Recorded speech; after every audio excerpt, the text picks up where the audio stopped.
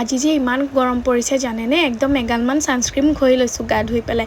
Hello' everyone, আপোনালোকক সকলোকে মোৰ অন্য এটা মিনি ব্লগলৈ স্বাগতম জনাইছোঁ। আজি এয়া মই গা পা ধুই মেলি আজৰি হ'লোঁ। আজৰি হৈ পেলাই এইফালে এয়া ফুল কেইটামান ছিঙি লৈছোঁ, পূজা কৰিবলৈ আছিলে। এয়া ঘৰৰ মন্দিৰত মোৰ চাকি বন্তি জ্বলাই মেলি পূজা ভাগ কৰা হৈ গ'ল।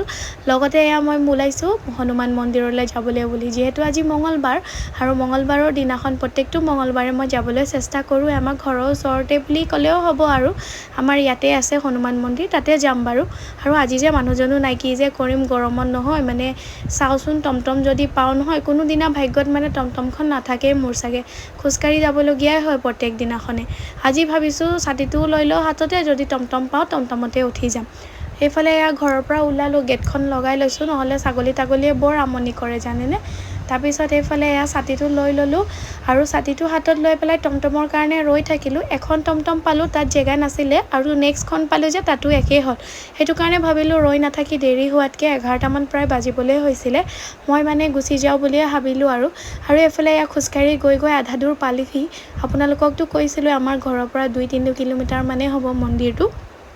আৰু এয়া চাওকচোন ইমান গৰমত যে কেনেকৈ খোজকাঢ়ি আহিছোঁ, মানে অসম্ভৱ বুলিয়ে ক'ব লাগিব, ইমান গৰমত এনেকৈ খোজকাঢ়ি অহাটো। আৰু হনুমান দাদাৰ কাৰণে ইমানকণ কষ্ট মই কৰিবই পাৰোঁ, সেইটো কাৰণে আহিলোঁ আৰু কষ্ট যেন লগা নাই, ভালহে লাগিছে আহি পেলাই।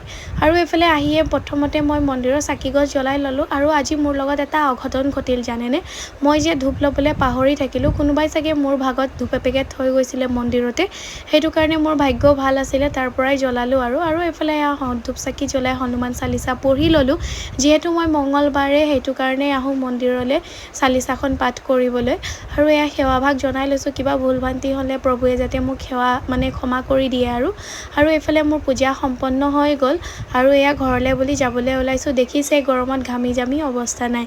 তাৰপাছত দোকানত সোমালোঁ, যিহেতু খোজকাঢ়ি আহিছিলোঁ, সেইটো কাৰণে ভাবিলোঁ আকৌ খোজকাঢ়িয়ে যাব লাগিব যে, গাড়ী এতিয়াও নাপাম বুলি জানোৱেই, আৰু সেইটো কাৰণে ভাবিলোঁ ঠাণ্ডা এটাকে লৈ লওঁ, ঘৰত গৈ পেলাই খাবগৈ লাগিব। ফান্টা এটা আৰু লগতে ফ্ৰেঞ্চ ফ্ৰাই এপেকেটকে ল'লোঁ। আৰু এইফালে এয়া আইচক্ৰীম কি আছে তাকে চালোঁ, কিন্তু আইচক্ৰীম লোৱা নহ'লে, আৰু যিহেতু ইমানবোৰ মিঠা একেলগে নাখাওঁ বুলি ভাবিছোঁ, এইটো কাৰণে আইচক্ৰীমটো নল'লোঁ আৰু সেয়া যাব সময়টো একে গতি, মানে ঘৰলৈ উভতাৰ টাইমতো মই এখনো গাড়ী নাপালোঁ। এনেহ'লে ঘৰত থাকিলে ইমান গাড়ী পাওঁ, এতিয়া গাড়ী এখনো নাই। এয়া গৰমত এনেকৈ আকৌ উভতি গৈ আছোঁ আৰু হনুমান দাদাই মোক কিবা এটা কৰি দিয়ে যেন আৰু তেওঁৰ ওচৰলৈ আহিবলৈ, সেয়াকে কামনা কৰিলোঁ আৰু ঘৰলৈ আহি পেলাই এয়া বস্তুখিনি ফ্ৰিজত সোমাই ল'লোঁ, ঠাণ্ডা আৰু ফ্ৰেঞ্চ ফ্ৰাইটো। আৰু আজি মিনি ব্লগটো ইয়াতে শেষ কৰিলোঁ। আপোনালোকে মোৰ ভিডিঅ'বোৰ চাই পেলাই কেনে পালে জনাবলৈ নাপাহৰিব, আৰু চেনেলটো প্লিজ ছাবস্ক্ৰাইব কৰি দিবচোন আপোনালোকে। আজিলৈ ইমানেই, নেক্সট এটা ভিডিঅ'ত লগ পাম।